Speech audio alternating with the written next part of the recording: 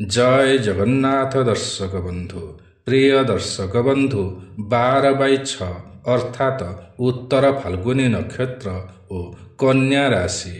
यही राशिर अधिपति ग्रह हेउछन्ति बुध ग्रह एवं यही नक्षत्रर अधिपति ग्रह हेउछन्ति सूर्यदेव।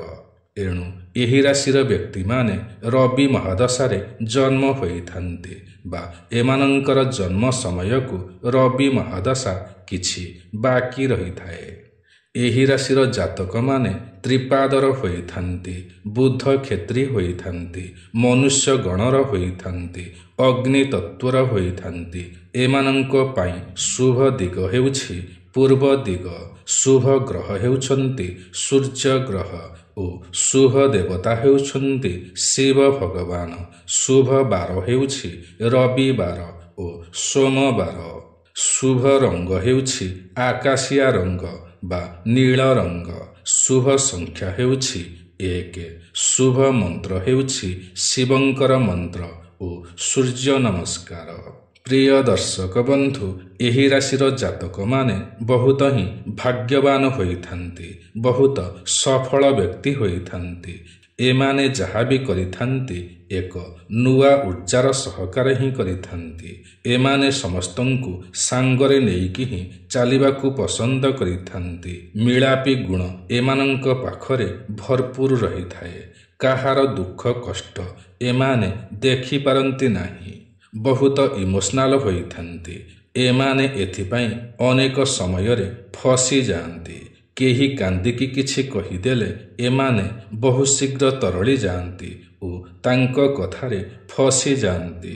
कलह झगड़ा ठारू एमाने दूरेई रुहन्ति बा कली झगड़ा एमानंकर पसंद होई न थाए एवं किछि गोटे पाइबाकू हेले कली झगड़ार आश्रय एमाने नेई न थान्ति, बरं स्नेह प्रेम ओ आदर द्वारा ही जीति हेब एही भावना उपरे एमाने विश्वास करिथान्ति। एहा सत्य मध्य अटे।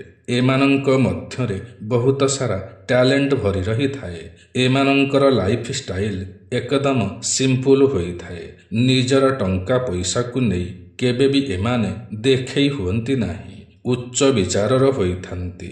गछ पत्र पशु पक्षी बा प्रकृति को एमाने बहुत ही भल पाइथान्ति। सर्वदा नेचर सहित जड़ित होई रहिथान्ति। खोला आकाश पूर्णिमा जह्न अगणित तारामानंकु देखि एमाने कल्पना जल्पना करिथान्ति। निजर कमजोरी विषयरे एमाने शुणिबाकू पसंद करन्ति नाही। एमाने बुद्धिमान होइथान्ति, गुणवान होइथान्ति, किंतु निजर भूल को केबे भी एमाने स्वीकार करन्ति नाही। पछरे किंतु एमाने चिंता करिथान्ति, अनुताप करिथान्ति। लग्जरी लाइफ बिताइबाकू एमाने बहुत पसंद करिथान्ति ओ एहा एमानंकर जीवनर लक्ष्य मध्य होइथाए बा एमाने विलास व्यसनरे रहिबाकू बहुत ही पसंद करिथान्ति।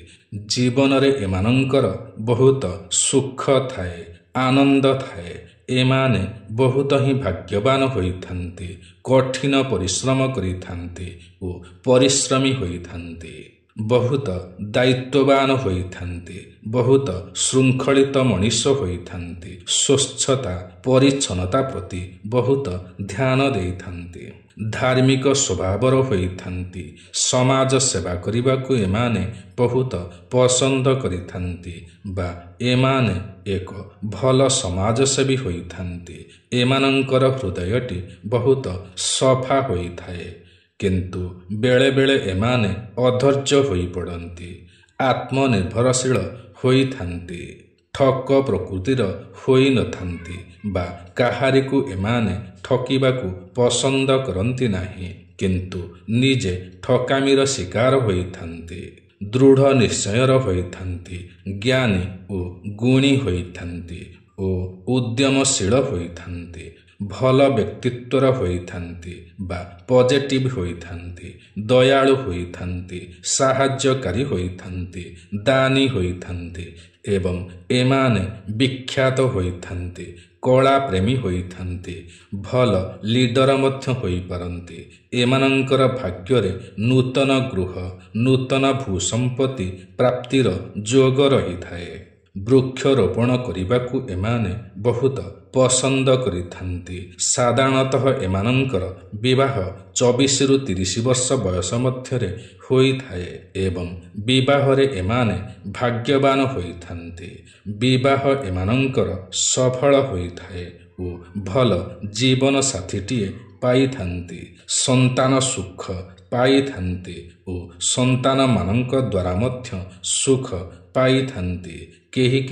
କେହି ପରକ୍ରିୟା ପ୍ରୀତିରେ ମାତିଥାନ୍ତି, କିନ୍ତୁ ଥଣ୍ଡା ମିଜାଜର ହୋଇଥାନ୍ତି, ଶାନ୍ତ ହୋଇଥାନ୍ତି, ଖୁସିବାସିର ଲୋକ ହୋଇଥାନ୍ତି। କାହାରି ସହିତ ଶତ୍ରୁତା ନଥାଏ। ଏଣୁ ସମସ୍ତେ ଏମାନଙ୍କୁ ବହୁତ ଭଲ ପାଇଥାନ୍ତି। ବିଶାଳ ହୃଦୟର ହୋଇଥାନ୍ତି, କିନ୍ତୁ ସାମାନ୍ୟ ଈର୍ଷାଳୁ ହୋଇଥାନ୍ତି ଓ ଅଧିକ ଦୟାଳୁ ମଧ୍ୟ ହୋଇଥାନ୍ତି। କଳା ଓ କଳାକୃତିରେ ଏମାନେ ବହୁତ ଉନ୍ନତି କରିପାରନ୍ତି ବା ଭଲ କଳାକାରଟିଏ ହୋଇପାରନ୍ତି। ଭଲ ଖେଳାଳି ମଧ୍ୟ ହୋଇପାରନ୍ତି। ଏହି ରାଶିର ଜାତକମାନେ ଧନୀ ହୋଇଥାନ୍ତି, ଦାନୀ ହୋଇଥାନ୍ତି ଓ ଲକ୍ଷ୍ମୀମନ୍ତ ହୋଇଥାନ୍ତି। ଗୋରା ବର୍ଣ୍ଣର ହୋଇଥାନ୍ତି ଓ ସୁନ୍ଦର ମଧ୍ୟ ହୋଇଥାନ୍ତି। ଏମାନେ କୁଳନାୟକ ବା କୁଳରକ୍ଷକ ହୋଇଥାନ୍ତି। ଉଦାର ସ୍ୱଭାବର ହୋଇଥାନ୍ତି। ଏମାନଙ୍କର ଉଚ୍ଚ ଆଶା ରହିଥାଏ। ଏମାନେ ଭୋଜନ ପ୍ରିୟ ହୋଇଥାନ୍ତି। ଗୀତ ବାଦ୍ୟରେ ଏମାନେ ମଜି ହୁଅନ୍ତି। ରାଜଦ୍ୱାରରେ ଏମାନେ ପୂଜିତ ହୋଇଥାନ୍ତି ବା ମାନ ସମ୍ମାନ ପାଇଥାନ୍ତି। କାହାରି 3ଟି ଭାର୍ଯ୍ୟା ହୋଇଥାନ୍ତି। ଏମାନେ ଭଲ କୃଷକ ମଧ୍ୟ ହୋଇପାରନ୍ତି। ଭଲ ବକ୍ତବ୍ୟ ଦେଇପାରନ୍ତି। ଭଲ ବକ୍ତା ହୋଇଥାନ୍ତି। ଭଲ ଲେଖକ ହୋଇପାରନ୍ତି। ପ୍ରଖର ବୁଦ୍ଧିଯୁକ୍ତ ହୋଇଥାନ୍ତି। କନ୍ୟା ସନ୍ତାନ ଏମାନଙ୍କର ଅଧିକ ହୋଇଥାଏ। ପ୍ରିୟ ଦର୍ଶକ ବନ୍ଧୁ, ଯଦି ଆପଣଙ୍କର ରାଶି 12/6 ବା ଉତ୍ତର ଫାଲ୍ଗୁନୀ ନକ୍ଷତ୍ର ଓ କନ୍ୟା ରାଶି ହୋଇଥାଏ, ତେବେ ଜୀବନରେ ଆହୁରି ଉନ୍ନତି କରିବାକୁ ହେଲେ ଶ୍ରୀ ଗଣେଶ ଭଗବାନଙ୍କୁ ଭଲରେ ପୂଜାର୍ଚ୍ଚନା କରନ୍ତୁ। ବୁଧବାର ଦିନ ଗଣେଶ ଭଗବାନଙ୍କୁ ଦୁବଘାସ ଅର୍ପଣ କରନ୍ତୁ। ପ୍ରତିଦିନ ଗଛରେ ପାଣି ଦିଅନ୍ତୁ। ପକ୍ଷୀମାନଙ୍କୁ ଦାନା ଖାଇବାକୁ ଦିଅନ୍ତୁ। ଏପରି କରିବା ଦ୍ୱାରା ଆପଣଙ୍କର ଭାଗ୍ୟ ହିଁ ବଦଳିଯିବ। ଭାଗ୍ୟ ଆପଣଙ୍କର ସାଥ ଦେବ ଏବଂ ପ୍ରତ୍ୟେକ କ୍ଷେତ୍ରରେ ଆପଣଙ୍କୁ ସଫଳତା ପ୍ରାପ୍ତି ହେବ। ତେବେ ପ୍ରିୟ ଦର୍ଶକ ବନ୍ଧୁ, ଏହା ତ ଥିଲା 12/6 ଉତ୍ତର ଫାଲ୍ଗୁନୀ ନକ୍ଷତ୍ର ଓ କନ୍ୟା ରାଶି ବିଷୟରେ। ଆଜିର ଏହି କାର୍ଯ୍ୟକ୍ରମଟି ଆପଣଙ୍କୁ କିପରି ଲାଗିଲା ନିଶ୍ଚୟ କମେଣ୍ଟ କରି ଜଣାଇବେ। ଯଦି ଆଜିର ଏହି କାର୍ଯ୍ୟକ୍ରମଟି ଆପଣଙ୍କୁ ପସନ୍ଦ ଆସିଥାଏ, ତେବେ ଗୋଟିଏ ଲାଇକ୍ ନିଶ୍ଚୟ କରିବେ। ଯଦି ଆପଣ ଆମର ଏହି ୟୁଟ୍ୟୁବ୍ ଚ୍ୟାନେଲ ଓଡ଼ିଆ ଜ୍ଞାନସାଗରରେ ନୂଆ ଅଟନ୍ତି ଏବଂ ଏଯାଏଁ ସବସ୍କ୍ରାଇବ୍ କରିନାହାନ୍ତି, ତ ତୁରନ୍ତ ସବସ୍କ୍ରାଇବ୍ କରିନିଅନ୍ତୁ। କାରଣ ଆମର ଏହି ୟୁଟ୍ୟୁବ୍ ଚ୍ୟାନେଲରେ ଏହିପରି ଅନେକ ଭଲ ଭଲ ଭିଡ଼ିଓମାନ ସର୍ବଦା ଅପଲୋଡ଼ କରାଯାଇଥାଏ, ଯାହାକି ଆପଣଙ୍କର ଜ୍ଞାନର ସୀମାକୁ ବଢ଼ାଇଥାଏ। ତେବେ ଆଜି ପାଇଁ ଏତିକି। ପୁଣି ଦେଖାହେବ ଆସନ୍ତା ନୂଆ ଏକ କାର୍ଯ୍ୟକ୍ରମରେ। ସେ ପର୍ଯ୍ୟନ୍ତ ଆମକୁ ବିଦାୟ ଦିଅନ୍ତୁ। ଜୟ ଜଗନ୍ନାଥ ଦର୍ଶକ ବନ୍ଧୁ।